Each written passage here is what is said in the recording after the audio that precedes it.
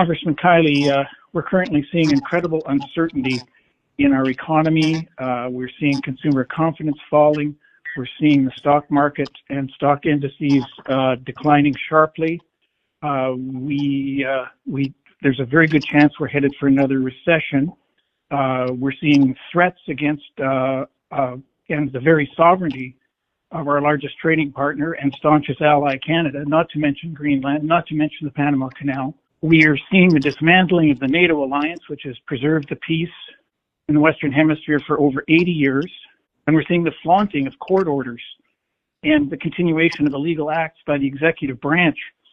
I'm wondering, Congressman Kiley, if you're doing anything to stand up against that, or if you think that's okay. Well, thank you very much, sir, for sharing your concerns. I can't say I agree with every characterization that you just made, but I do appreciate the feedback. And, you know, I think that there has been some volatility in the market lately, for sure. But when you look at the general tenor of things, there was a survey nationwide done over the weekend about whether folks think that we're on the right track or the wrong track. And it was right track was 20 points higher than it was just a few months ago. So I think there have been a lot of good changes when it comes, for example, to the border. We saw that the number of illegal border crossings was reduced by something like 95% this last February over what it was the previous February. And we all know the devastating impact that this border crisis has had on our state and country when you look at the way that fentanyl has had such a tragic impact on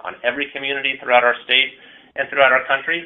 And then I think that when you look at the economy, there are some signs of optimism as well. We see that when it comes to key commodities, prices are starting to go down, and we're starting to catalyze new forms of job creation and domestic manufacturing. So I think those are all positive trends. But at the end of the day, you know, I'm fighting for the direction of our country as well as for the direction of our state and of our particular district. And I'm going to continue to be an independent voice for our district. And so just like when Joe Biden was in office, when I found areas where I agreed with him, then I would seek to collaborate. I gave you one example earlier where he signed into law legislation that I sponsored and got through the House, the Lake Tahoe Restoration Act.